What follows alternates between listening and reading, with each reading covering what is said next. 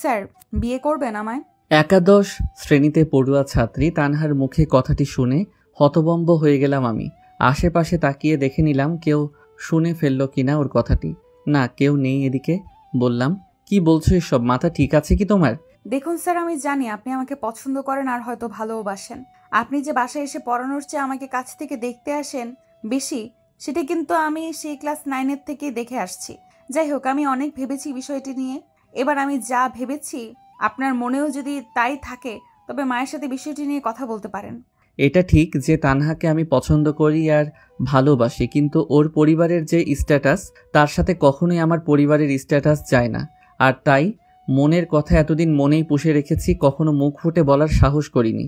কিন্তু তানহা যে এতদিন ধরে বিষয়টি আন্দাজ করে আসছে, সেটা শুনে রীতিমতো একটু লজ্জিতই হলাম। চেয়ার ছেড়ে উঠে দাঁড়িয়ে গিয়ে বললাম, আমি আসি তাহলে, আজ আর পড়াবো না। কথা শুনে তানহাও দাঁড়িয়ে গেল। বলল, আপনি কি আমায় এড়িয়ে যাচ্ছেন নাকি আমার ধারণা ভুল? ধারণা যদি ভুল হয়ে থাকে তবে আমি ক্ষমা প্রার্থী। আর যদি এড়িয়ে গিয়ে থাকেন তাহলে কাল থেকে আর পড়াতে আসবেন না। আসলেও আমি আর পড়বো না। কথাগুলো বলে তানহা রুম থেকে বেরিয়ে গেল। এমন পরিস্থিতিতে আগে কখনো পড়েনি রিয়াদ। কিং কর্তব্যবিমূঢ় হয়ে দাঁড়িয়ে থাকলো কিছুক্ষণ। মাথায় আসছিল না কি করা উচিত। অবশেষে ওদের বাসা থেকে বেরিয়ে এলো সে। তানহার বাবা ছিলেন একজন আমেরিকান প্রবাসী। ময়মনসিংহের শহরে তাদের 3টি বিশালাকার বিল্ডিং রয়েছে, যেগুলিতে আছে কয়েকশো দোকান। মাস শেষে লাখ লাখ টাকা ওরা ভাড়া ওঠে। শুধু দোকানই নয়, ফ্ল্যাট থেকেও আসে মোটা অঙ্কের ভাড়া। তানহার পড়াশোনার জন্য তার বাবাই প্রথমে একজন গৃহশিক্ষক ঠিক করেছিলেন। তখন তানহা ক্লাস 8-এ পড়তো। দুর্ভাগ্যবশত গত বছর প্রবাসে এক ভয়াবহ সড়ক দুর্ঘটনায় মারা যান তিনি। পড়াশোনার মান ভালো আর বিশ্বস্ত হওয়ায় তানহার জন্য আরও কোনো গৃহশিক্ষক খোঁজার প্রয়োজন বোধ করেননি তানহার মা। এভাবেই দীর্ঘ সময় ধরে রিয়াদ তানহার শিক্ষক হিসেবে দায়িত্ব পালন করে এসেছেন। রিয়াদের মনেও তানহার প্রতি ভালো লাগা জন্ম নিয়েছিল, কিন্তু মুখ ফুটে তা কখনোই বলতে পারেনি। ভয় ছিল, যদি তানহা ভুল বুঝে ফেলে কিংবা মায়ের কাছে সব বলে দেয় তাহলে তো বিপদে পড়বে সে। রিয়াদ সেদিন বাসায় শুয়েছিল একা, রুমমেট বাইরে গেছে। এমন সময় হঠাৎই তানহার মায়ের নাম্বার থেকে কল এলো। কিছুটা ঘাবড়ে গেল রিয়াদ। এর মধ্যে তানহা ওর মাকে সবকিছু বলে দেয়নি তো আবার? এসব ভাবতে ভাবতেই ফোনটা রিসিভ করলাম। রিয়াদ, আজ তুমি কি তাড়াতাড়ি চলে গিয়েছিলে নাকি? তানহার মা শুরু থেকে আমাকে তুমি করে বলতেন। বললাম, জি আন্টি, একটু তাড়াতাড়ি চলে এসেছিলাম আজ। কোনো দরকার কি? না, তেমন কিছু না অবশ্য। তোমার জন্য 2টো টি-শার্ট আর একটা পাঞ্জাবি এনেছিলাম, কিন্তু বাসায় এসে তোমায় পেলাম না। যাক, অসুবিধে নেই, কাল মনে করে নিয়ে যেও, কেমন? আচ্ছা আন্টি। ওপাশ থেকে লাইনটা কেটে গেল। স্বস্তির নিঃশ্বাস ফেলল রিয়াদ। গত 3 বছরে বহুবার এমন নানান উপহার দিয়েছে তানহার মা, এমনকি হাতে থাকা মোবাইলটিও তারই দেওয়া। ডাটা অন করতেই ফেসবুক খুলল রিয়াদ। হঠাৎই টিং টিং করে কয়েকটা মেসেজ চলে এলো। তানহা ছবি পাঠিয়েছে, তবে নিজের নয়, কাপড়ের ছবি। ছবির সাথে কিছু লেখা। আগামী পরশু এই পাঞ্জাবিটা পরে পড়াতে আসবেন। এটা খুব সুন্দর, এটা খুব পছন্দ হয়েছে আমার। আর আমি আশা করব আপনি কাল অবশ্যই আসবেন। কি, আসছেন তো? দেখো, আমি তোমায় পছন্দ করি আর ভালোবাসি, এটা যেমন সত্যি ঠিক তদ্রূপ এটাও সত্যি যে আমার প্রতি থাকা তোমার মায়ের আস্থা, ভরসা ও বিশ্বাসকে আমি আহত করতে পারবো না। কাজেই আসবো ঠিকই পড়ানোর জন্য, কিন্তু এই বিষয়টির ইতি এখানেই টেনে ফেলতে চাই আমি। তার মানে আপনি মাকে আমাদের বিষয়ে বলতে পারবেন না, তাই তো? হ্যাঁ, ঠিক তাই। বলতে পারবো না। আচ্ছা ঠিক আছে, বলতে হবে না, বাই। দিয়েই আবারও চ্যাট থেকে চলে গেল সে। রিয়াদও আর কোনো উত্তর দিল না। পরদিন যথাসময়ে তানহার বাসায় পৌঁছে গেল রিয়াদ পড়ানোর জন্য। তার উপস্থিতি টের পেয়েই তানহার মা রুম থেকে বেরিয়ে এলেন। রিয়াদ সামনে গিয়ে সালাম করলো তাকে। আসসালামু আলাইকুম। ওয়ালাইকুম আসসালাম। কেমন আছো রিয়াদ? আলহামদুলিল্লাহ, ভালো। আপনি? আলহামদুলিল্লাহ। লাঞ্চ করেছো? জি করেছি। আপনি? হ্যাঁ, করেছি। তুমি রিডিং রুমে যাও তাহলে, সালমাকে বলে দিচ্ছি চা দিতে। তানহা আসছে কিছুক্ষণের মধ্যে। আচ্ছা, ঠিক আছে। এরপর সে সোজা রিডিং রুমে চলে গেল। সেখানে চেয়ারে উঠে বসেছিল ছোট্ট নবাব তাইব মাহমুদ, তানহার ছোট ভাই। 14 কেজি 1-এ ভর্তি হয়েছে ও। আদর করে ছেলেটিকে রিয়াদ সবার সামনে নবাব বলেই ডাকে। তাকে দেখলেই চকলেটের জন্য পাগল হয়ে যায়। প্রতিদিনের মতো সেই দিনেও রিয়াদ তার জন্য চকলেট এনেছিল। তবে এই চকলেটগুলো কিনতে তার যে বেশ টাকাই খরচ হয়ে যায় সেটা তানহার মা ভালোভাবেই জানেন। হয়তো সেই কারণেই তিনি প্রতি মাসের 2-3 তারিখে পারিশ্রমিক দিয়ে দেন রিয়াদকে। পরিমাণটাও এমন যে 4-5টা টিউশনি করালেও একসাথে এত টাকা পাওয়াটা কঠিন। যদিও এত বেশি টাকা কেন তাকে দেওয়া হয় সেই প্রশ্ন রিয়াদ কোনোদিনও করেনি। নবাবের হাতে চকলেট ধরিয়ে দিতেই ছেলেটি খুশিতে দৌড়ে রুম থেকে বেরিয়ে গেল। কিছুক্ষণ পর রিয়াদের কানে ভেসে এলো, may I come in? Yes, come in. চোখগুলো ফুলে আছে ওর। বুঝতে বাকি রইল না যে রাতে অঝরে বৃষ্টি ঝরেছে বহুক্ষণ। জিজ্ঞেস করলাম, জ্বর উঠেছে কি? কোনো জবাব দিল না ও। আবারও বললাম, তুমি কি ঠিক আছো? আবারও কোনো জবাব দিল না। পড়া বের করে বলে উঠল, নিন পড়ান। দেখো, তুমি যা করছো সেটা কিন্তু খুব বাড়াবাড়ি হয়ে যাচ্ছে। এটি কখনোই হবার নয়। এমন সময় আন্টির গলার আওয়াজ ভেসে আসলো। আসতে পারি? আমি চেয়ার ছেড়ে উঠে দাঁড়িয়ে বললাম, জি আসুন। তানহার মায়ের মুখে ছিল মুচকি হাসি, হাতে দুটো শপিং ব্যাগ। এগিয়ে এসে তিনি টেবিলের উপরে ব্যাগগুলো রেখে তা থেকে প্রথমে কয়েকটি টি শার্ট বের করলেন। রিয়াদকে দেখিয়ে বললেন, দেখো তো পছন্দ হয়েছে কিনা। এখন এসবের কি প্রয়োজন ছিল আবার? অযথাই খরচ করতে গেলেন। আন্টি এবার মুচকি হেসে বললেন, কে বলেছে আমি অযথাই খরচ করতে গিয়েছি? এগুলো আমি নয়, এগুলো পাঠিয়েছে আমার ছোট বোন, তোমার সারা আন্টি। গতকাল মার্কেটে দেখা করতে বলেছিল আমায়। দেখো তো পাঞ্জাবিটা পছন্দ হয় কিনা। আর শোনো, সারা বলেছে আগামী শুক্রবার এই পাঞ্জাবিটা পরে তুমি যেন ওদের বাসায় যাও। জুমার পর তোমার দাওয়াত সেখানে। আমি অবাক হয়ে জিজ্ঞেস করলাম, কি বলছেন এসব? আর তাছাড়া আমি তো সারা আন্টিদের বাসায় যাইনি কখনো, চিনব কি করে? সে আমি ব্যবস্থা করে দিবনি, সেসব তোমায় ভাবতে হবে না। আমি আছি এবার, তুমি কন্টিনিউ করো পড়া। তারপর রুম থেকে বেরিয়ে গেলেন তিনি। মুহূর্তেই তানহার কপালে দুশ্চিন্তার ভাঁজ পড়ে গেল। হঠাৎই তড়িঘড়ি করে ফোন তুলে নিল সে। রিয়াদ বলল, কি ব্যাপার, কি হয়েছে? প্লিজ আমাকে একটু সময় দিন। এই বলে কাকে যেন কল করলো। ওপাশ থেকে রিসিভ করতেই তানহা বলে উঠল, রুবি, চ্যাটে আয় তো একটু। রিয়াদ কিছুই বুঝতে পারছিল না, তবে এই সময় নীরব থাকা ছাড়া আর কোনো উপায় ছিল না তার। তানহা চ্যাট করতে লাগলো। মিনিট 5 পর ফোনটা রেখে দিল তানহা। রিয়াদ বলল, কি হয়েছে? আর রুবির সাথে কিসের কথা বললে এখন? আন্টি ঠিক করেছে রুবিকে আপনার কাছে পড়াবে বলে। ও আমার সাথেই পড়ে একই কলেজে। ও আমার সব নোটস দেখতো, অনেক হেল্প নিত আমার থেকে। আপনার দেওয়া সব শিটের ফটোকপি করে নিত ও। এতদিন যা ভয় পাচ্ছিলাম হয়তো তাই হতে চলেছে। যাই হোক, আপনি পড়ান। আপনার তো এইসবে কোনো অসুবিধা নেই, পড়ান। আমি বুঝতে পারছিলাম না আসলে ঠিক কি হতে চলেছে। তানহা কিছুটা বুঝতে পারলেও ও বিস্তারিত আমায় বলছিল না। হয়তো ও কিছু আড়াল করছিল আমার থেকে, তবে ওর চেহারা দেখে এটা আন্দাজ করতে পারছিলাম যে যা হতে চলেছে তা মোটেও ভালো কিছু বয়ে আনবে না। আজ মঙ্গলবার। তানহা বলেছিল পরশুদিন মানে আগামীকাল যেন পাঞ্জাবিটা পরে পড়াতে আসি। ও কি তাহলে কাল জানতে পারিনি যে কাপড়গুলো ওর মা নয় বরং ওর আন্টি গিফট করেছে? আজ আবার আন্টি সাফ সাফ বলে দিলেন শুক্রবার যেন পাঞ্জাবিটা পরে সারা আন্টির বাসায় যাই। তাহলে তানহা যে বলেছিল এটা পরে ওকে পড়াতে আসতে, তার কি হবে? আর কাল যদি পাঞ্জাবি পরে আসি তাতে যদি আন্টি কিছু মনে করেন তো? না, আমার মাথায় এখন আর কাজ করছে না কিছু। এসব ভাবতে ভাবতে কোথাও যেন হারিয়ে গিয়েছিলাম আমি। তানহার কথা শুনে হুঁশ ফিরল আমার। ও বলল, কি হলো, পড়াবেন না? হ্যাঁ হ্যাঁ অবশ্যই পড়াবো, দাও বই দাও।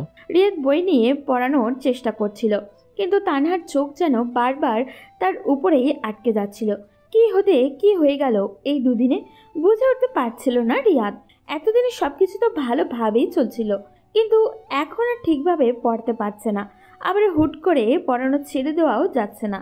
এমনকি যদি ছাড়তেই হয় তবে আন্টিকে একটা যৌক্তিক কারণ জানাতে হবে। এমন সময় তানহা বলে উঠল, শুনুন, আমি যে আপনাকে বলেছিলাম পাঞ্জাবি পরে পড়াতে আসতে, সেটা কাল আসতে হবে না, বরং শনিবারেই আইসেন পাঞ্জাবি পরে। আর শুক্রবারে যান রুবিদের বাসায়।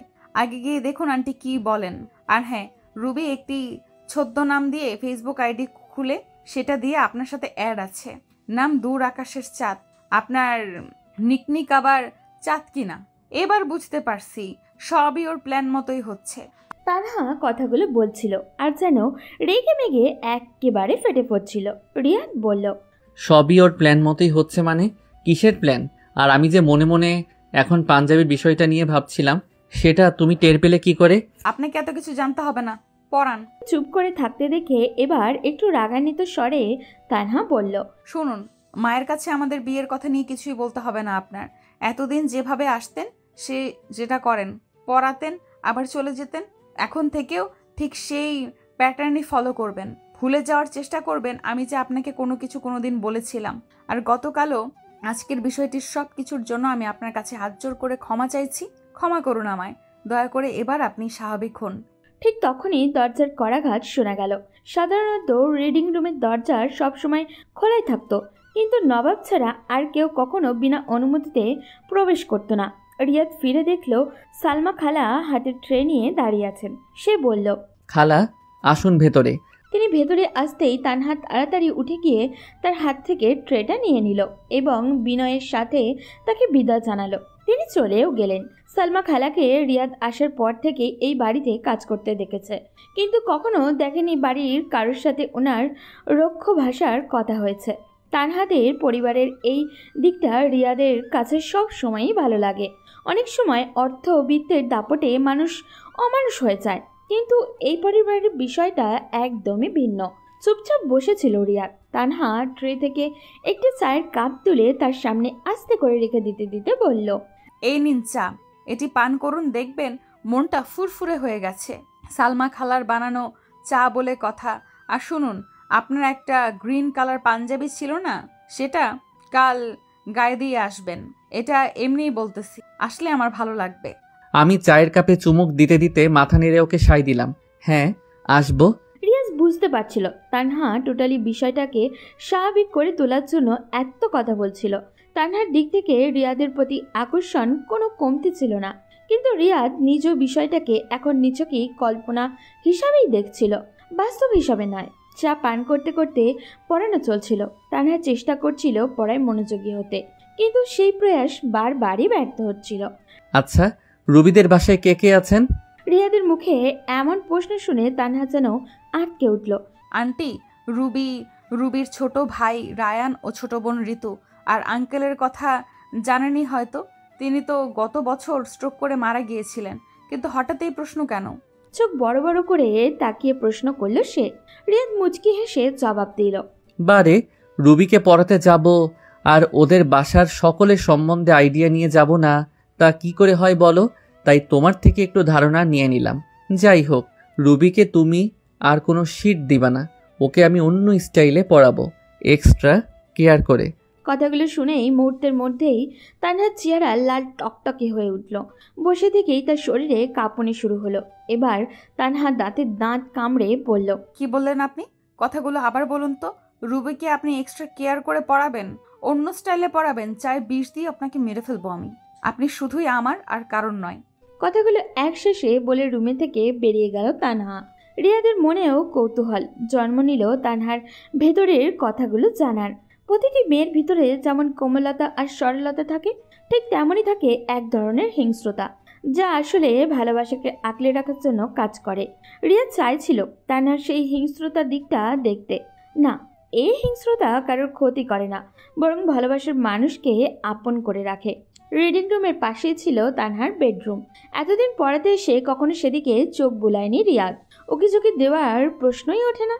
অন্যের বেডরুমে অনুমতি ছাড়া প্রবেশ বা তাকানো শোভনীয় নয়, এই নীতি মেনে এসেছে সব সময়। তানহা ফোন ব্যবহার করছে ক্লাস 10-এর মাঝামাঝি সময় থেকে। এই পর্যন্ত হাতে গোনা কয়েকবার তার সঙ্গে ফোনে কথা হয়েছে, তাও কেবল পড়াশোনার প্রয়োজনীয় বিষয় নিয়ে। কিন্তু এবার ফোন হাতে নিল রিয়াদ ভিন্ন কারণে। রাজকুমারীর অভিমান ভাঙাতে হবে। বাস্তবতার যতই পার্থক্য থাকুক, পরিবারের স্ট্যাটাসে যতই বাধ্যবাধকতা থাকুক, রিয়াদের কাছে রাজকুমারী মানে তানহাই। এই কথাগুলো মনে মনে ভেবে নিয়ে হালকা হাসলো রিয়াদ। ফোন করলো তানহাকে। রিং হলেও রিসিভ করলো না। আবারও কল দিল। এবার রিসিভ করতেই রিয়াদ কিছু বলার আগেই তানহা বলে উঠল, কেন ফোন দিয়েছেন আমায়? আপনি না রুবিকে এক্সট্রা কেয়ার করে পড়াবেন বললেন? যান, ওকে গিয়ে পড়ান। আপনি আমাকে নয়, আমি আর পড়বো না, চলে যান আপনি। বুঝতে পারলাম কথাগুলো গিয়ে শুধু ওর কানেই পৌঁছায়নি, বরং সরাসরি কলিজায় গিয়েও আঘাত করেছে। আমি বললাম, শোনো, আমাকে কিছু সময় দাও, আমি তোমার মায়ের সাথে সুযোগ বুঝে বিষয়টি নিয়ে কথা বলবো। আর অমনি যেন ওই বিছানায় আনন্দ লাফিয়ে উঠল। ওপাশ থেকে ভেসে আসা শব্দ শুনে তো তাই মনে হলো আমার। বলল, হো রিয়েলি? প্রমিস? প্রমিস। ফোন কেটে দেওয়ার পর গভীর চিন্তায় ডুবে গেল রিয়াদ। তার মনের ভিতরে চলতে লাগলো প্রশ্ন আর দ্বিধার এক দীর্ঘ সংলাপ। যেন নিজেকেই প্রশ্ন করছে, তানহার আবেগের সঙ্গে কি সে কি খেলছে? যা করছে ভেবেচিন্তে করছে তো? তানহার মা যদি রাজি না হয় তবে পরিমাণ কি হতে পারে?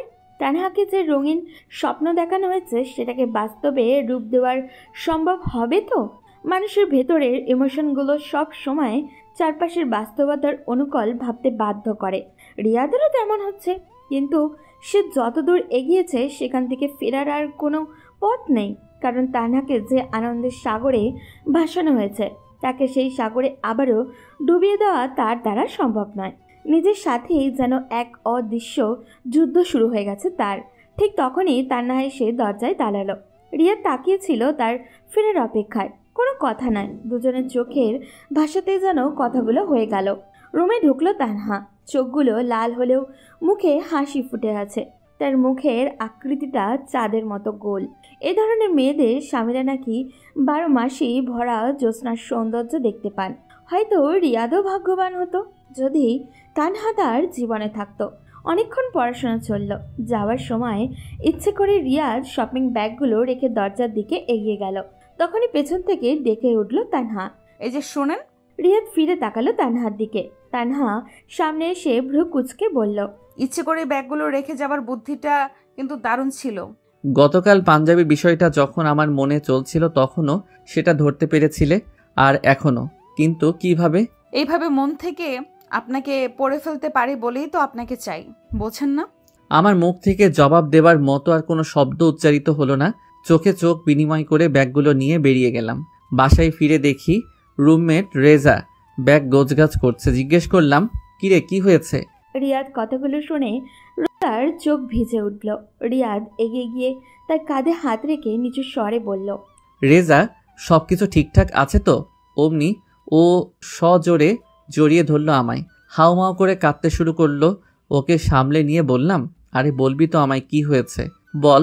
কান্না মাখা স্বরে রেজা বলল, আমার মা আর নেই রে রিয়াদ, আমার মা আর নেই। রোজার মা মারা গেছেন। কিভাবে মারা গেছেন সেটার চেয়ে জরুরি হলো রোজার কাছে বাড়ি ফেরার মতো টাকা আছে কিনা জানা। কিন্তু সরাসরি জিজ্ঞাসা করলে হয়তো লজ্জায় রোজা বলবে আছে। তাই জিজ্ঞাসা না করেই মানিব্যাগ থেকে 1000 টাকা বের করে এগুলো রাখ, এরপরে যদি কোনো অসুবিধা হয় তাহলে ফোন করিস। আর আমি তোর নাম্বারে বিকাশ থেকে কিছু টাকা রিচার্জ করে দিচ্ছি, কাজে লাগবে। কাঁদিস না, শক্ত হ, ধৈর্য ধর। অবাক হয়ে এমনভাবে রিয়াদের দিকে তাকালো যেন সে তার মায়ের পেটের ভাই। রিয়াদেরও মনে হলো এটাই তো স্বাভাবিক, না হলে মানুষ মানুষের জন্য কথাটি বলা হয় কেন। এরপর রোজাকে নিয়ে বাইরে বের হলো রিয়াদ। এক অটোরিকশা পাওয়া গেল। দুজন তাতে উঠল। রিয়াদ ড্রাইভারকে বলল ব্রহ্মপুত্র পার যেতে, সেখান থেকেই রোজাদের বাড়ি যাবার বাস পাওয়া যায়। রিকশায় বসে রিয়াদ রোজাকে সাহস দিচ্ছিল, ধৈর্য ধরতে বলছিল। হঠাৎই তার পকেটে থাকা ফোনটা বেজে উঠল। স্ক্রিনে ভেসে উঠল অচেনা একটি নাম্বার। রিসিভ করতেই ওপাশ থেকে ভেসে এলো এক মেইলি কণ্ঠ। মিস্টার রিয়াদ বলছেন? ইয়েস, আপনি? আমি রুবি বলছি, তানহার খালাতো বোন। কেমন আছেন আপনি? ফর্মালিটি মেনটেন না করতে পারার জন্য sorry. I will call you later, by.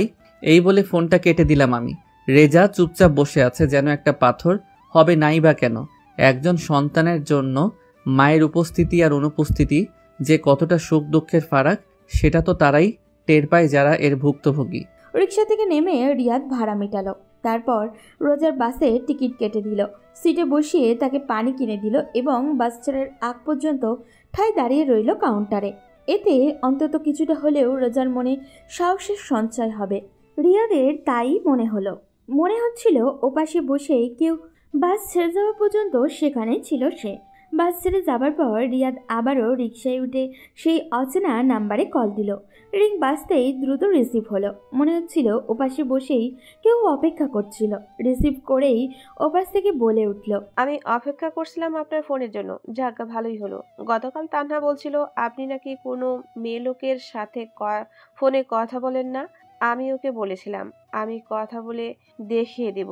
করলামও সেটা। কাল ওকে কলেজে গিয়ে কল রেকর্ডগুলো প্রুফ হিসেবে শোনাবো। কথাগুলো শুনে বিস্মিত হয়ে গেলাম আমি। বললাম, এসব সামান্য বিষয় নিয়েও এমন করতে হয়? আচ্ছা বাদ দিন এসব। শুক্রবারে আসছেন তো আমাদের বাসায়? আর হ্যাঁ, অবশ্যই পাঞ্জাবিটা পরে আসবেন। আমি এটি পছন্দ করেছিলাম ভিডিও কলে মা যখন মার্কেটে গিয়েছিল তখন। রিয়াদ বাকরুদ্ধ হয়ে গেল। রুবির কথা যত শুনছিল ততই অবাক হচ্ছিল ও। মনে মনে ভাবলো তানহা বলেছিল সবকিছু রুবিরই প্ল্যান অনুযায়ী চলছে। তাহলে কি এই ঘটনার প্ল্যানের অংশ? কিন্তু কেন? একটু নিচু স্বরে রুবিকে বলল, আচ্ছা, কাইন্ডলি বলবেন কি আমাকে নিয়ে আপনার মাথায় ঠিক কিসের প্ল্যান ঘুরপাক খাচ্ছে? এভাবে ফোনে বললে তো গোটা বিষয়টা সাদামাটা হয়ে যাবে। তাই এভাবে নয়, তার চেয়ে বরং আপনি আমাদের বাসায় আসুন, কদিন পরান, চেনা পরিচয় হোক, তারপর না হয় নিরিবিলি একদিন ছাদে দুজনে পায়চারি করতে করতেই সে বিষয়ে কথা বলে নেওয়া যাবে। তাছাড়া এত তাড়াহুড়া করার মতো তো কিছু দেখছি না আমি। আপনি কি বলেন? এতক্ষণে ওর প্ল্যানটা অনেকাংশেই আমার কাছে স্পষ্ট হয়ে গিয়েছে, তবে সেটা শতভাগ নয়। কৌশল অবলম্বন করলাম এবার। বললাম, তা শুক্রবারে রান্নাবান্না কে করতে চলেছে আমার জন্য? আমি তো আবার যার তার হাতে রান্না করা খাবার গিলতে পারি না। অমনি ওর গলার স্বর 100 থেকে 10.5 ভলিউমে নেমে এলো। শোনা যাচ্ছে, না মানে ইয়ে ইয়ে মানে রান্না করবে মানে ইয়ে আমি ওই তো ও মানে রান্না কতটা ভালো পারি না, তাই রান্নার কাজটা করবে কাজের লোকই। খুব ভালো রান্না করেন ওই মহিলাটি, যিনি আমাদেরকে রেঁধে দিয়ে যান, সেই টেস্টি হয়। আমি এবার একটি দীর্ঘশ্বাস ফেলে বললাম, কি বলছেন এসব? আমি তো সপ্তাহের প্রায় 4 দিনই তানহাদের বাসায় লাঞ্চ করি। তানহার মা আমায় ফোন দিয়ে আগেই ডেকে নেন তাদের সাথে গিয়ে লাঞ্চ করতে। আর আমাকে যেদিনই খাওয়াতে চান সেদিনই তানহা অন্যান্য খাবারের পাশাপাশি নিজ হাতে আমার জন্য আমার সব ফেভারিট আইটেমগুলো রেঁধে রাখে। তানহার হাতের রান্নার কথা কি যে বলবো, আরে একেবারে লাজবাব। আসলেই ওই যে প্রবাদ আছে না, যে রাধে এসে চুলও বাঁধে, তানহা মেয়েটাও ঠিক তাই, একেবারে একটা অন্যরকম মেয়ে। বলতে গেলে এমন মেয়েই হয় না। কথাগুলো শোনার পর রিয়াদ মনে করলো যেন কোনো পোড়া গন্ধ নাকে লাগছে। না, তার ফোন পড়েনি। গন্ধটা ফোনের ওপাশে থাকা রুবির থেকে আসছে। রিয়াদ জানতেও রুবি এইসব শুনলে ঝড় তুলবে, আর সেটাই চেয়েছিল। এবার কোনো রকমে রুবি বলল, আচ্ছা ঠিক আছে, এবার তাহলে রাখছি। আচ্ছা, বাই। ততক্ষণে এসে বাসার সামনে পৌঁছে গেছে রিয়াদ। রিক্সা চালকের বয়স আনুমানিক 40-এর ওপরে হবে। ওনার ভাড়া যেখানে 20 টাকা সেখানে 20 টাকার নোটের ভাঁজে 5 টাকা বাড়িয়ে 25 টাকা করে দিল। 5 টাকা বেশি দেওয়ায় উনি 5 টাকা দিয়ে বললেন, নাও বাবা 5 টাকা, হয়তো ভুলে দিয়ে দিয়েছো। রিয়াদ ওনার সততায় অবাকও হলো। ভেবেছিল হয়তো ভাঁজ না খুলেই পকেটে রেখে দিবেন, কিন্তু চালক তা করেননি। চালকের গলায় গামছা ঝুলছিল। রিয়াদ এগিয়ে গিয়ে সেই গামছা দিয়ে তার কপালের ঘাম মুছিয়ে দিল আর বলল, কিছু মনে করবেন না চাচা, আপনি কতদূর পর্যন্ত পড়াশোনা করেছেন? আমাদের সময় পড়ালেখা করার এত সুযোগ সুবিধা ছিল না বাবা, তাই করি নাই। চাচা, আপনাকে এই 5 টাকার নোটটি আমি ইচ্ছে করেই বেশি দিয়েছি, অথচ আপনি একজন নিরক্ষর সাধারণ রিক্সাওয়ালা হয়েও সততার সাথে তা আমায় ফিরিয়ে দিচ্ছেন। আর অন্যদিকে পড়াশোনা জানা এদেশে এমন হাজারো শিক্ষিত মানুষরূপী জানোয়ার রয়েছে যারা কিনা তাদের কলমের খোঁচায় দেশটাকে লুটে পুটে খাচ্ছে। সত্যি, মানুষ ও প্রকৃত মানুষের মাঝে কতই না বিস্তর ফারাক। আচ্ছা, টাকাটা রাখুন আপনার কাছে। কথাগুলো বলে রিয়াদ চলেই যাচ্ছিল। ততক্ষণে চালক পেছন থেকে ডেকে উঠলেন। রিয়াদ ফিরে তাকালো। চালক একগাল হেসে বললেন, তানহা নামটা তো বাবা খুব সুন্দর, বালু টালু কি বাসো নাকি তারে?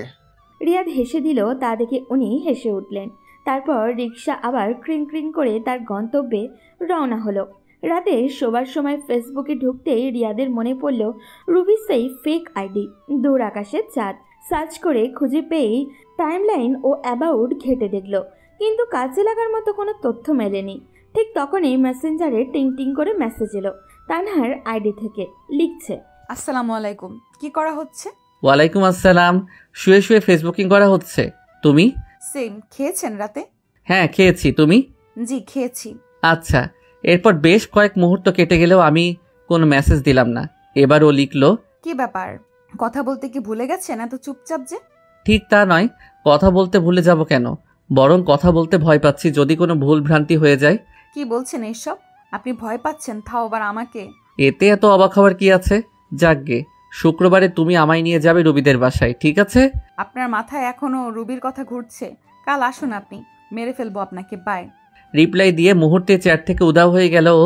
বুঝতে পারছি রুবির কথা ও একদম সহ্য করতে পারে না। হয়তো এমন কিছু তানহা জানে যে সেটা আমি জানি না, কিন্তু কি সেটা তো আমাকে জানতেই হবে। কি চলছে তানহা আর রুবির মধ্যে? এইসব ভাবতে ভাবতে রিয়াদ তানহার কাছে ফোন দিল, রিসিভ করলো না, তাই বারবার কল দিল। কিছুতেই সাড়া পেল না বলে কিছুটা উদ্বিগ্ন হয়ে পড়ল, কিন্তু সে অনবরত কল দিয়েই যাচ্ছে। প্রায় 5 মিনিটের পর তানহা কল রিসিভ করলো। রিয়াদ যেন হাঁপ ছেড়ে বাঁচল। ওপাশ থেকে মধুর কণ্ঠ ভেসে এলো। কি ব্যাপার, গলার পানি কি শুকিয়ে গিয়েছিল নাকি? জানেন না একজন মেয়ে লোক কখনোই তার মনের মানুষের ভাগ অন্য কাউকে দিতে চায় না। এটা পারে না তারা। মনের মানুষকে একান্ত নিজের করে পেতে এরা তৃতীয় বিশ্বযুদ্ধ বাঁধিয়ে দিতেও পিছপা হবে না। আর কখনো যদি আমার সামনে ওর নাম আপনি মুখে নিয়েছেন তো দেখবেন আপনাকে কি করি আমি। ভাবছি কি সাংঘাতিক বিষয়। না, ওর সাথে কথা বলতে একটু সাবধানতা অবলম্বন করতে হবে, নয়তো কখন কি করে বসে কে জানে। বললাম, আচ্ছা মনে থাকবে। তা এখন কি ফোনেই কথা হবে নাকি চ্যাটে আসবা? অসুবিধে কিসের, একটু ফোনে কথা বলি। অসুবিধে নেই, তবে আমার ব্যালেন্স মনে হয় তেমন নেই, কেটে যাবে লাইন। ব্যালেন্স চেক করতে যাব এমন সময় ও কল দিয়ে দিল। রিসিভ করলাম। ও বলল, হ্যাঁ বলুন। এবার যথেষ্ট পরিমাণ ব্যালেন্স আছে আমার ফোনে। আরে আমার তো বিকাশে টাকা ছিল, সেখান থেকেই রিচার্জ করে নিতে পারতাম। তুমি কল দিতে গেলে কেন?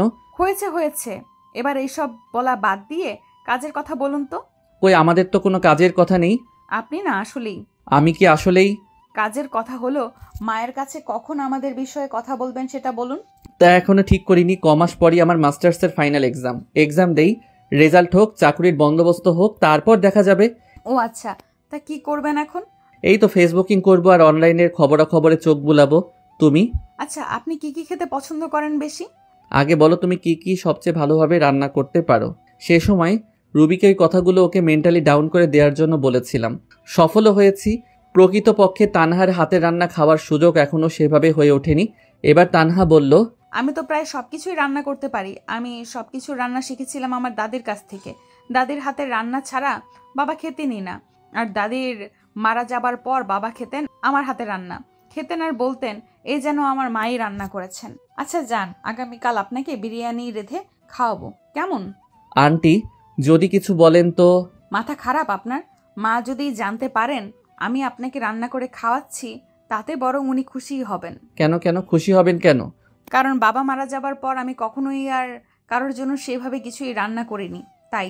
ওর কথা এবার আমি আরো বিস্মিত হলাম আর বললাম, অনেক রাত হয়েছে, এবার ঘুমাও নাকি? আচ্ছা ঠিক আছে, আর আপনিও শুভরাত্রি। শুভরাত্রি। পরদিন ঠিক সময়ে হাজির হলো রিয়াদ তানহাদের বাসায়। সালমা খালা ফ্লোরে মপ দিচ্ছিলেন। নবাব খেলায় মত্ত।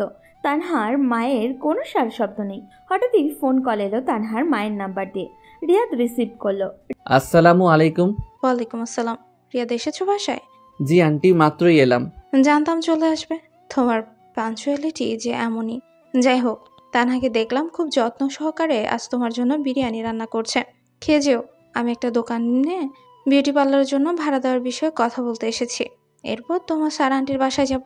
ফিরতে দেরি হতে পারে। খেয়ে যেও, কেমন? আচ্ছা আন্টি, খেয়ে যাব। আমার কথা শোনার পর আন্টি কেটে দিলেন লাইনটা। বুঝতে আর বাকি রইল না যে তানহা কতটা যত্ন সহকারে রান্নাবান্না করেছে আজ। তবে ওকে কোথাও দেখতে না পেয়ে সালমা খালাকে জিজ্ঞেস করলাম, খালা তানহা কোথায়? মামুনি তো কিছুক্ষণ আগে এখানেই ছিল, দাঁড়ান দেখছি আমি। রিয়াদ এবার চলে গেল রিডিং রুমে। খেলায় মত্ত থাকলেও এতক্ষণ না আসলেও এখন ঠিকই চলে এসেছে নবাব সাহেব। ওকে চকলেট দিয়ে গাল ধরে টান দিল সে। মনে মনে বলল, যাও শালাবাবু, খেলতে যাও। চকলেট হাতে নিয়ে নবাব চলে গেল। রিয়াদ তখন অপেক্ষা করতে লাগলো তানহার জন্য। সময় পেরোতে থাকায় টেবিলের ওপরে রাখা ডায়েরিটা হাতে নিল সে। একবার মনে হলো খুলে পড়বে, আবার মনে হলো এটা ঠিক হবে না। শেষ পর্যন্ত রেখে দিল আবার। কিছুক্ষণের মধ্যেই পায়ের শব্দ ভেসে এলো। ঘরের ভেতরে সবাই স্যান্ডেল পরে চলাচল করে।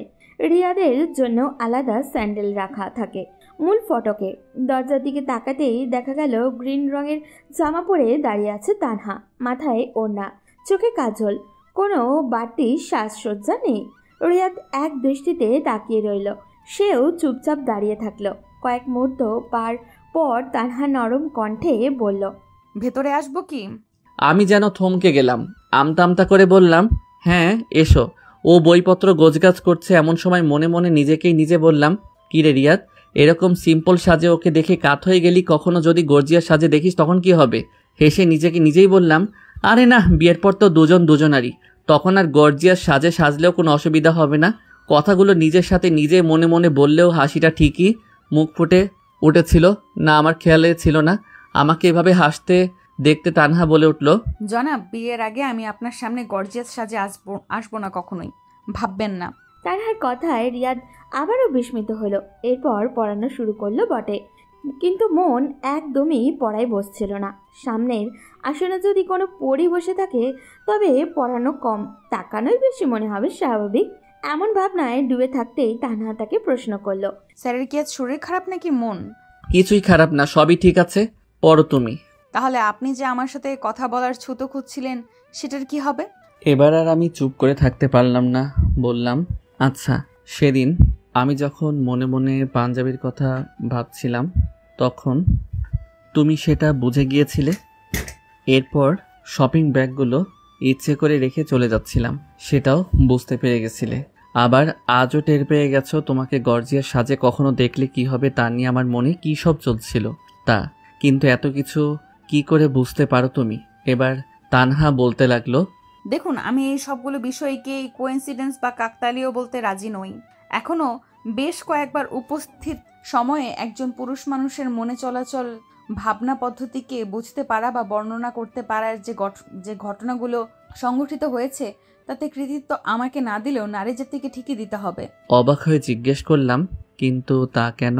কেননা পৃথিবীতে বই পড়তে গেলে পড়াশোনা জানা হতে হয়, পড়তে জানতে হয়, কিন্তু পুরুষের মন পড়তে হলে কোনো নারীকে পড়াশোনা জানতে হয় না। এটি পড়তে পারার জন্য হৃদয় থেকে হৃদয়ে নিরবিচ্ছিন্ন সংযোগ থাকাটাই যথেষ্ট। বুঝেছেন এবার? আমি এসব নিয়ে আর কোনো প্রশ্ন করার সাহস ওকে দেখালাম না, বললাম, পড়া শুরু করা যাক তাহলে। আপনি তো দুপুরে খেয়ে আসছেননি, তাই না? সেই প্রশ্নে রিয়াদ যেন আকাশ থেকে মাটিতে পড়ল। অবাকও হলো, তার মনের কথা জানলো কিভাবে? দুপুরে না খাওয়ার কথা সে কিভাবে বুঝলো? বই খাতা সরিয়ে দিয়ে রিয়াদ তানহার দিকে তাকালো, দৃষ্টিতেই প্রশ্ন ছুড়ে দিল। তানহা বুঝে ফেললো সে কি বলতে চাইছে, তাই নিজে থেকেই বলতে শুরু করলো, এত অবাক হচ্ছেন কেন? আপনার রুমমেট রেজার মা গতকাল মারা গেছেন, তিনি বাড়িতে চলে গেছেন। আপনি বাসায় একা একা সময় পার করেছেন। গতকাল রাতেও রান্না না করে বাইরে খেয়েছেন। সকালে নাস্তা করেছেন চা আর বনরুটি। দুপুরে অলস হয়ে বিছানায় পড়েছিলেন, তবে রান্না করতে ভালো লাগেনি, আর তাই দুপুরের খাবারও খাওয়া হয়নি। কি ঠিক বললাম তো? সব কিছুর একটা লিমিট থাকে, কিন্তু এ তো দেখছি আমার বিষয়ে সব কিছু একেবারে আনলিমিটেডভাবে বলে দিচ্ছে। আমার মুখে কোনো ভাষা নেই, বাকরুদ্ধ হয়ে ওর দিকে হা করে তাকিয়ে আছি। এমন সময় ও বলে উঠল, হয়েছে, এত অবাক হতে হবে না। এই বিষয়টি শুধু আমি একা নয়, বরং এখন পর্যন্ত আপনার ওই ফেসবুক পোস্টটি যারা পড়েছে তারা সবাই জানেন। বোকার মতো নিজের লাইফস্টাইলের সব কিছুর বর্ণনা দিয়ে এভাবে কেউ পোস্ট দেয় নাকি? আসলে সোশ্যাল মিডিয়ায় এসে আমাদের আবেগ, ভালোবাসা, লাইফস্টাইলের সব কিছুর প্রাইভেসির 12টা বাজিয়ে দিয়েছে। আমরা বুঝে না বুঝে নিজেদের সব ইনফরমেশন সেখানে শেয়ার করে দিই, যা কিনা পরবর্তীতে অনেকের জীবনেই কাল হয়ে দাঁড়ায়। তাই আমাদের উচিত সোশ্যাল মিডিয়াতে যাই শেয়ার করি না কেন বুঝে শুনেও ভেবে চিনতে তারপর শেয়ার করা। এই একটি পোস্ট নিয়ে যে তানহা আমাকে এভাবে ধুয়ে দিবে সেটা কখনো কল্পনাও করিনি। এবার আর সাহস হলো না কথা বলার, মাথা নেড়ে বুঝিয়ে দিলাম, হ্যাঁ বুঝেছি। রিয়াদ বই খাতা গুছিয়ে পড়ানো শুরু করতে চাইছিল। এমন সময় তানহা চেয়ার ছেড়ে উঠে দাঁড়িয়ে বলল, আপনি মনোযোগ দিয়ে পড়তে থাকুন, আমি গিয়ে ডাইনিংয়ে আপনার জন্য খাবার রেডি করছি। এই বলে চলে গেল। ওর প্রস্থানে রিয়াদ যেন স্বস্তি পেল। মনে মনে ভাবতে লাগলো, তানহা আসলেই খুব মিষ্টি, নেত্রকোনার বিখ্যাত বালিশ মিষ্টির চেয়েও মিষ্টি। হঠাৎই এইসব ছেলে মানুষই ভাবনা মাথায় এলো। তবে এক জিনিসে স্থির করে ফেলল ও, পরের বার বাড়ি গেলে তানহার জন্য বালিশ মিষ্টি অবশ্যই নিয়ে আসবে। একবার খেলে সারা জীবন মনে রাখবে এই মিষ্টির কথা। কিছুক্ষণ পর তানহা আবারও এসে দরজায় দাঁড়ালো। দুজনের মাঝেই অদ্ভুত এক আকর্ষণ তৈরি হলো। তানহা ডাকেনি, তবু রিয়াদ টের পেল ওর উপস্থিতি। চোখ তুলে তাকাতেই তানহা বলল, আসুন, খাবার রেডি। ডাইনিংয়ে এসে তো আমি আরও অবাক। যদিও বিরিয়ানি খাওয়াবে বলেছিল, কিন্তু এখন দেখছি যেন এক বিশাল মেহমানদারি। বেসিংয়ে হাত ধুতে ধুতে বললাম, এত আয়োজন কেন? আমাকে কি তোমার হাতি মনে হয়? তা মনে হলে তো কলা গাছের বন্দোবস্তই করতাম, তাই না? ওর দিকে তাকিয়ে একগাল হেসে বললাম, যাও নবাবকে নিয়ে এসো, আর তুমিও বসো। না, আপনি খান, আমরা খেয়েছি আগে। সালমা খালা কোথায়? ওনাকে যে দেখছি না। সালমা খালা আর আমি একসাথেই খেয়েছি। কাজ করছেন হয়তো ওইদিকে। হঠাৎই কলিং বেলের শব্দ হলো। তানহা এগিয়ে যাবে তখনই কোথা থেকে সালমা খালা এসে হাজির, হাতে টিফিন বক্স। তানহার চোখে চোখ পড়তেই খালা বললেন, মামুনি, আমার রাকিব এসেছে, কল দিয়েছিল। আচ্ছা, যান আপনি। খালা চলে গেলেন। আমি চেয়ারে বসতে বসতে বললাম, কে রাকিব? তানহা সোজাসুজি আমার বিপরীত দিকের চেয়ারে বসতে বসতে বলল, খালার ছেলের নাম রাকিব, ক্লাস 8-এ পড়ে। ও এতদিন ওর নানা বাড়ির থেকে পড়াশোনা করেছে। মায়ের বলাতে খালা ওকে এনে ময়মনসিংহে 8-এ ভর্তি করায়। খালা সাহস পাচ্ছিল না, কিন্তু মা বলেছেন সাপোর্ট দিবেন, তাই আনা। বিরিয়ানি যখন রান্না করেছিলাম তখন মাই খালাকে বলেছিলেন তার ছেলেকে ফোন করে এনে তাকেও যেন বিরিয়ানি দেই, তাই টিফিন বক্স করে পাঠাচ্ছেন। কথাগুলো শুনে রীতিমতো বিস্মিত হয়ে গেলাম আমি।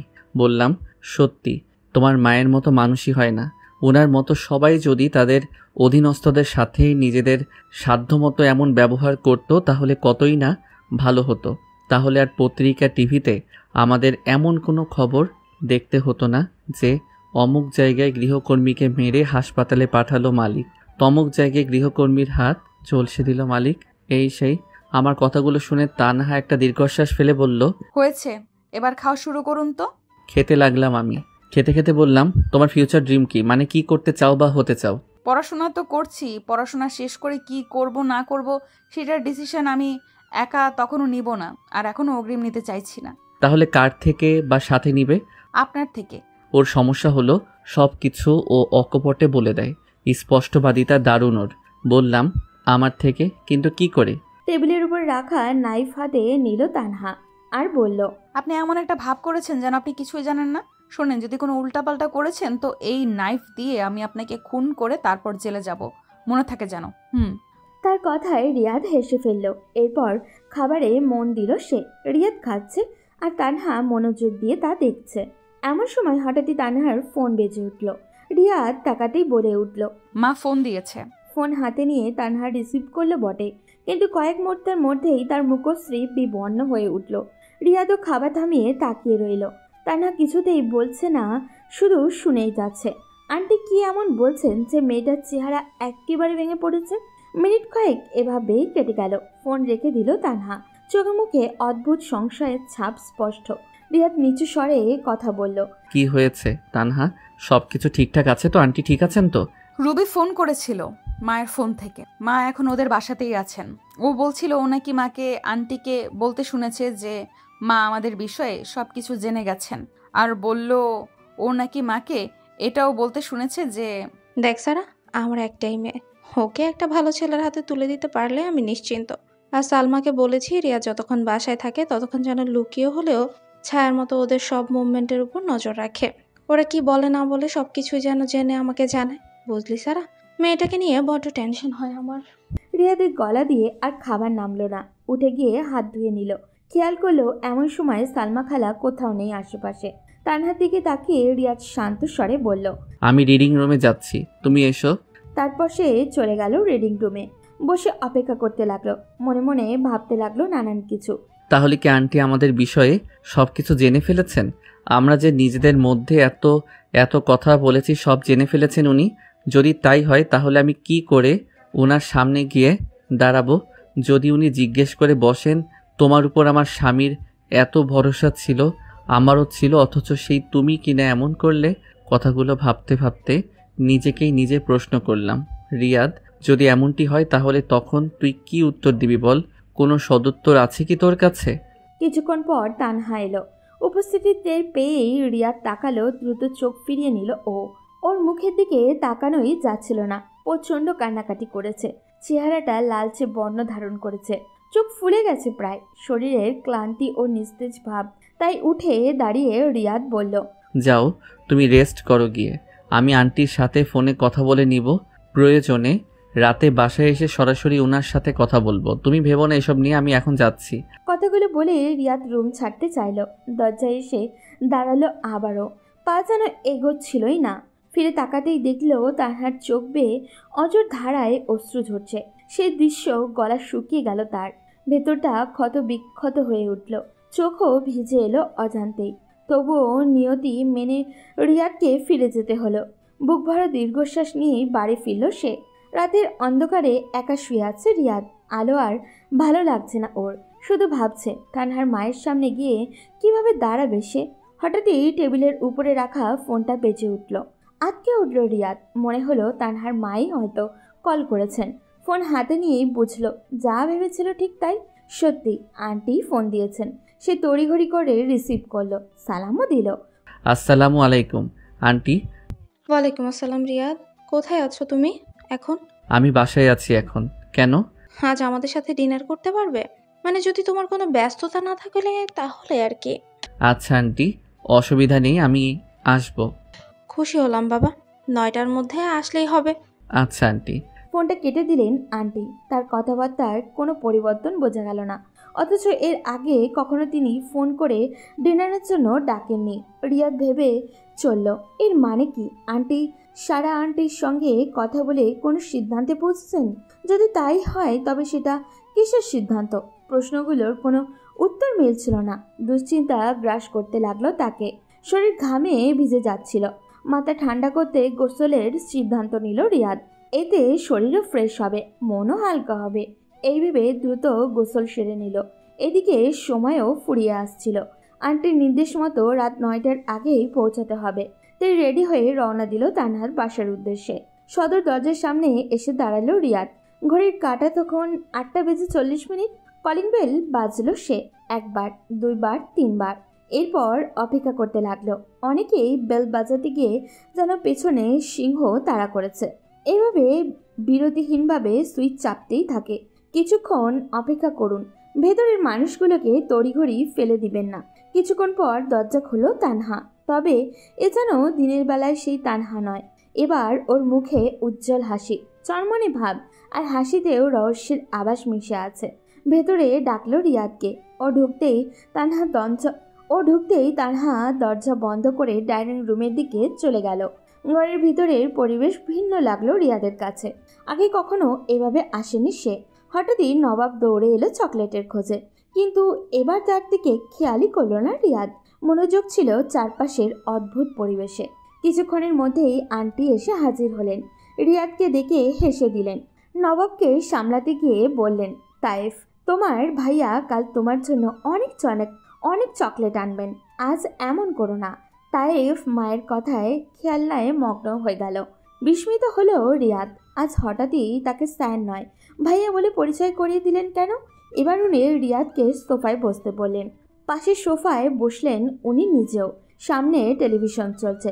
তাতে চ্যানেলে যুক্তরাজ্য ভিত্তিক গণমাধ্যম সংস্থা বিবিসিতে দেওয়া। বিবিসির পূর্ণ রূপ হলো ব্রিটিশ ব্রডকাস্টিং কর্পোরেশন। এবার উনি রিমোটটি রিয়াদের দিকে এগিয়ে দিয়ে বললেন, রিমোটটা নাও, এখানে 170টা চ্যানেল আছে। সেগুলোর মধ্যেই সারাক্ষণ সিনেমা দেখায় এমন কিছু চ্যানেল আছে, সারাক্ষণ গানও দেখায় তেমন কিছু চ্যানেলও আছে, সারাক্ষণ শুধু খবর প্রচার করে তেমনও আছে। এছাড়াও আরও বহু ধরনের চ্যানেল রয়েছে। তুমি তোমার পছন্দ মতো যে কোনো একটা ক্যাটাগরির চ্যানেল দাও তো। রিমোটটি হাতে নিয়ে ওনাকে জিজ্ঞেস করলাম, আল জাজিরা ইংলিশ চ্যানেলটি আছে কি? হ্যাঁ আছে, 70-এ। এবার আমি 70-এ দিলাম। আল জাজিরাও একটি আন্তর্জাতিক গণমাধ্যম। এদের সহোদর দুটো চ্যানেল, মুলটি আরবি। এর সদর দপ্তর কাতারের দোহায়। আল জাজিরায় রেখে রিমোটটি ওনার দিকে এগিয়ে দিলাম। আমার এমন কাজে তিনি মুচকি হাসলেন। বুঝতে পারলাম আমার কী ধরনের চ্যানেলে রুচি, সেটাই যাচাই করলেন।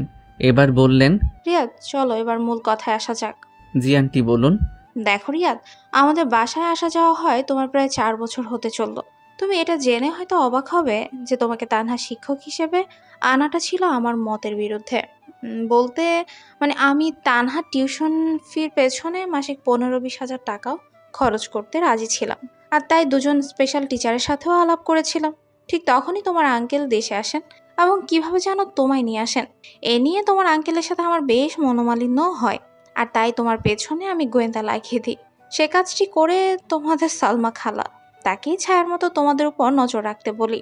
কিন্তু তার দেয়া ইনফরমেশন ও আমার পর্যবেক্ষণ সব মিলিয়ে একটা সময় পর আমি নিজের কাছেই হেরে যাই নিজে। এটা মেনে নিতে বাধ্য হই যে আমার নয়, বরং তোমার আঙ্কেলের সিদ্ধান্তই সঠিক ছিল। কথাগুলো বলে তিনি থেমে গেলেন। রিয়াদ ওনার দিকে চেয়ে রইল। উনি রিয়াদের মায়েরই মতো, আর কারোর সাথে কথা বলার ক্ষেত্রে চোখে চোখ রেখে কথা বলাই খুবই তাৎপর্যপূর্ণ বিষয়। এই ইন্টারভিউয়ের ক্ষেত্রেও বেশ কার্যকর। চলো ডিনার করে নিই, পরে আলাপ করব। আপনার যেমন মর্জি। ডাইনিংয়ে সবাই আজ একসাথে, আন্টি, তানহা ও নবাব, সাথে আমিও। এত কিছুর পরও আমার মন থেকে দুশ্চিন্তার কালো মেঘ মুহূর্তের জন্যেও সরেনি। খাবারের সময় কোনো কথোপকথন হলো না। খাবার শেষ হতেই হাত ধুয়ে দাঁড়াতেই আন্টি বললেন, তুমি গিয়ে বসো, আমি আসছি। আমি চলে আসলাম। ভাবছি এতক্ষণ আন্টি যা যা বললেন তা তো ঠিকই আছে, কিন্তু পরে আর কি কি অপেক্ষা করছে কে জানে। কিছুক্ষণ পর আন্টি আসলেন। ওনার উপস্থিতি টের পেয়ে আমি বসা থেকে উঠে দাঁড়িয়ে যাই। আমাকে বসতে বলে তিনিও বসলেন। আবারও বলতে শুরু করেন, এরপর তোমার সম্বন্ধে সবসময় আমার কাছে পজিটিভ ইনফরমেশনই এসেছে, কিন্তু সেদিন একটা খারাপ বিষয় সামনে চলে আসে, রুবির বিষয়টা। আমি সেদিন ছাদে তানহাকে রুবির সাথে কথা বলতে শুনে ফেলি। মেয়েটাকে আমার বেশ চিন্তিত আর হতাশাগ্রস্ত দেখাচ্ছিল। আমি ঠিক করি এর পুরো কারণটা জানবো, আর তাই একটা প্ল্যানও বানাই। সে মতো রুবিদের বাসায়ও যাই, এবং ততক্ষণ ওদের বাসায় অবস্থানও করি যতক্ষণ তুমি আমাদের বাসায় থাকো। রুবি আমার পাতা ফাঁদে পাও দেয়। ওর ফোনে টাকা নেই, সে অজুহাতেও আমার ফোন নেয় তানহার সাথে কথা বলতে। আমি আগে থেকেই ফোনে অটো কল রেকর্ডটা অন করে রেখেছিলাম। ঘুঘু এবার ফাঁদে আটকাই পড়ে। তোমাকে জড়িয়ে আমার মেয়েকে নিয়ে বলা ওর সব কথাই রেকর্ড হয়ে যায় ওই কলে। রেকর্ড হয় সারাও আমাকে নিয়ে বলা কথাগুলো। আমি ফেরার সময় হেডফোন দিয়ে এগুলোই শুনতে শুনতে এলাম। আমার বোনটা জানেও না তার মেয়ে কতটা নিচে নেমে গেছে, কিন্তু আমি কোনো ভুল পদক্ষেপ নিতে পারবো না আমার মেয়ের জীবন নিয়ে।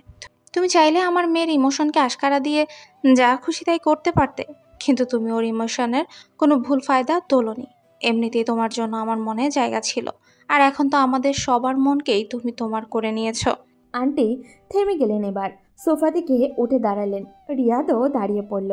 রিয়াদকে দাঁড়াতে দেখে আন্টি আবারও বললেন, তুমি বসো, আমি একটু আসছি। এই বলে তিনি চলে গেলেন তানহার বেডরুমের দিকে। রিয়াদ স্পষ্ট শুনতে পেল তিনি তানহার রুমেও ঢুকলেন। এতক্ষণে আন্টির মুখে এইসব কথা শুনে রীতিমতো শীতল হয়ে গেছিল রিয়াদ। নিজের কানকেও যেন বিশ্বাস করতে কষ্ট হচ্ছিল তার। কিছুক্ষণ পর আন্টি আবারও ফিরে এলেন। এবার তিনি হাসি মুখে এলেন, সোফায় বসে বললেন, তোমার অভিভাবক কে কে আছেন? আমি আমতা আমতা করে বললাম, বাবা মা দুজনই আছেন। বাকি কথা তোমার বাবার সাথেই হবে, ওনাকে আসতে বলো একদিন, কেমন?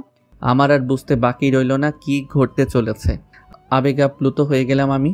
কিন্তু এমনটি এভাবে হবে কোনোদিন তা স্বপ্নেও ভাবিনি। লজ্জা দূরে ঠেলে দিয়ে বলেই ফেললাম, কিন্তু আন্টি, আমি যে এখনো কোনো চাকরি পাইনি। তুমি চাকরি পাওনি মানে? চাকরি তুমি মানুষকে দিবে। তোমার মতো এত পড়াশোনা জানা একজন ছেলে যাবে নাকি ওই 10-15 হাজার টাকা চাকরি করতে? এদেশে আছে নাকি শিক্ষকদের যথার্থ কদর? শোনো, তুমি বিজনেস করবে, টাকা আমি দিব, তবে 1 টাকাও মেয়ের যৌতুক হিসেবে নয়, পুরোটাই ঋণ হিসেবে। তুমি কি বলো, নিবে নাকি যৌতুক? আমি এবার লজ্জায় পড়ে গেলাম। কি শুরু করলো এসব? বললাম, আস্তাগফিরুল্লাহ, কি বলেন এসব? যৌতুক নিব কেন? এটা কোনো সুস্থ মস্তিষ্কের মানুষই কখনো নিতে পারে না। আর যারা যৌতুক নেয় তারা আসলে মানুষই নয়। শোনো, আমার ঋণের টাকা তোমার থেকে পাই পাই করে বুঝে নিব আমি। যাও, অনেক রাত হয়েছে, এসব নিয়ে পরেও কথা বলা যাবে। আমি উঠে চলে আসব, এমন সময় উনি পেছন থেকে আবারও ডাকলেন। দাঁড়ালাম আমি। বললেন, রুবিদের বাসায় যে শুক্রবারে যাওয়ার কথা ছিল সেটা ক্যান্সেল করে দিয়ে এসেছি। রুবির জন্য অন্য টিচারের ব্যবস্থাও করে দিয়েছি, ওসব নিয়ে ভেবো না। এবার আমি হাড়ে হাড়ে টের পাচ্ছি তানহা কেন এত স্পষ্টভাষী। গাছ যেমন গাছের ফলও তেমন, মা যেমন তার মেয়েও তেমন। আন্টির মুখে কথাগুলো শোনার পর বেরিয়ে এলাম বাসা থেকে। বেরিয়েই কল দিলাম তানহাকে। রিং হচ্ছে। রিসিভ করলো ও। আমি কি বলে কথা শুরু করব সেটারই কোনো কুল কিনারা খুঁজে পাচ্ছিলাম না। অপর প্রান্তে তানহাও খুব এক্সাইটেড, জোরে জোরে নিঃশ্বাস নিচ্ছিল ও। বেশ খানিকটা সময় কেটে গেলেও আমি কিছু বলছি না দেখে তানহা বলে উঠল, তা মাস্টারমশাই, নিজের বিয়ের বন্দোবস্ত তো প্রায় হয়েই গেল, এবার আমাকে বালিশ মিষ্টি খাওয়ান। আমি আর নিজের হাসি আটকে রাখতে পারলাম না। বললাম, খাওয়াবই তো। বিয়ে করে তোমায় বালিশ মিষ্টির দেশেই নিয়ে যাব, তখন দেখব কত খেতে পারো। আমার কথা শুনে ওপাশে তানহাও হাসতে শুরু করলো।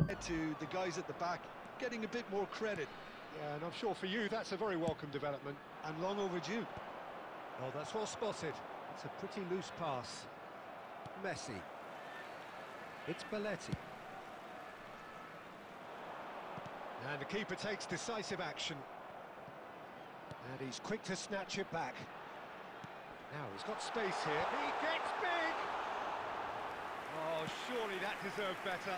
Beautifully worked to take the defence out of the picture, but there'll be no rush to see the replay on this. Raul.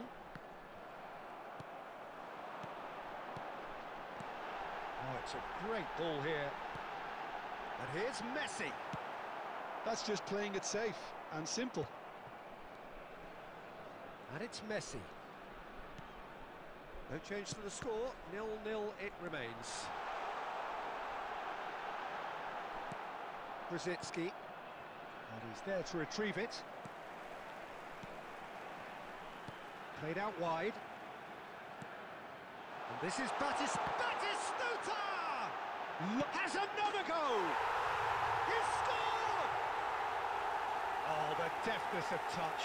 Received it delightfully and finished it off sumptuously. Yeah, the touch before the finish is so often the critical part, and we've just seen an example. So the first goal of the game. Yeah, but I think they all know too well that things are far from done here. He's had a shot! They've scored! And the lead lost no time at all! Yeah, since going a goal down, they've dug in to produce a really fine spell, which for me deserved that equaliser. That is so good, such sharp skills, and such a delicious finish. Well, I think he was saying to his teammates, how dare you doubt me? Arsenal grab the equaliser and we're all square. Well, there's resilience for you, Peter. As a side, they never lost focus despite the setback, and this is thoroughly merited. For me, now they can go one better, possibly. Well played, that has snuffed out the danger. Now it's Forlan.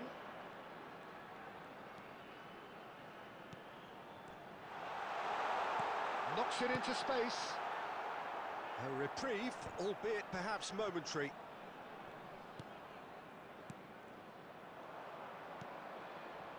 Van Basten. And that's been won straight back. Now it's Cristiano Ronaldo. Great vision.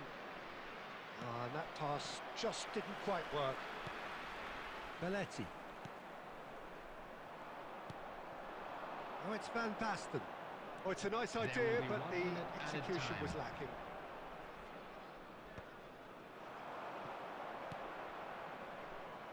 Not the most accurate pass.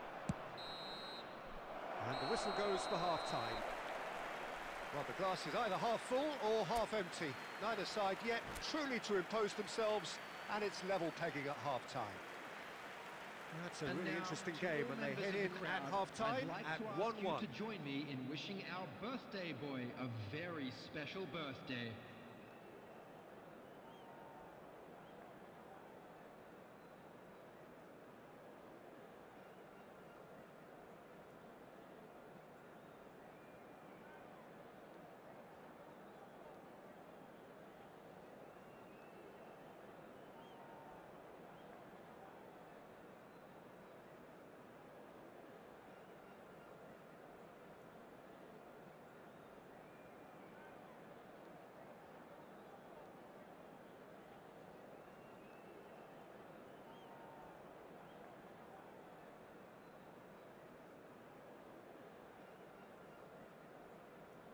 Substitution in progress.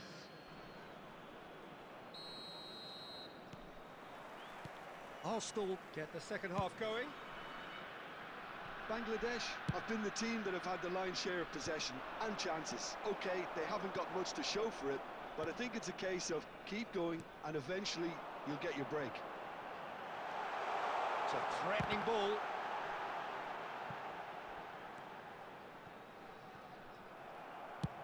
That's an imaginative pass. Neatly clipped into space. Shapes to shoot!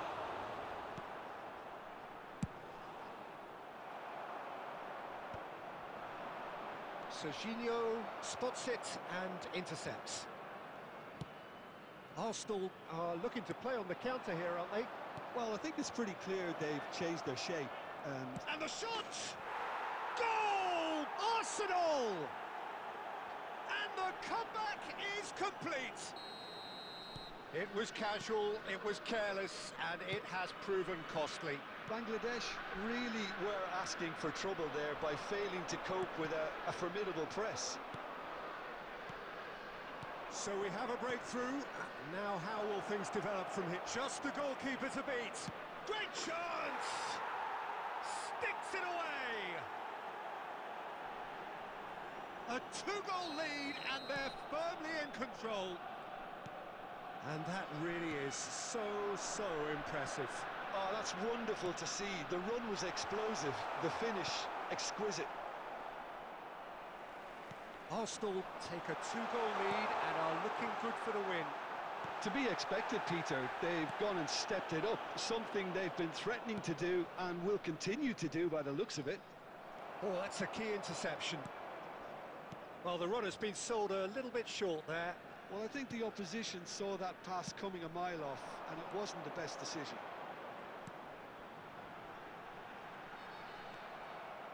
Rodri. Now it's Cristiano Ronaldo. And this is Lewandowski. And he's found a way past. Well, the movement is slick, the speed is slippery. The defence, though, able to hold on this time. And this is Batistuta. And the shot! No mistake! And they are dragging it back! Game on again! No space, no problem. You just cannot stop him. Forlan demonstrated great strength there. I mean, he really had to hold his man off and just create enough room for him to be able to get the shot away. And I think it's just top play. This is threatening to become a really good game. Well, they'll just be praying that one more chance falls their way before the whistle goes. And they're back on the ball again. Into the last 5 minutes. I think we're about to see a frenetic finish. No half measures from here.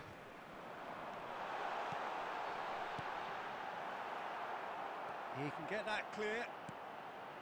Messi. There will be 3 minutes. Spread out to the left. Lewandowski in the hunt and looking threatening. Well, that's beautifully weighted. And Del Piero! Cristiano Ronaldo! The whistle has gone and it is all over. Well, what a game. Unpredictable to the very end, momentum shifting this way and that. The kind of match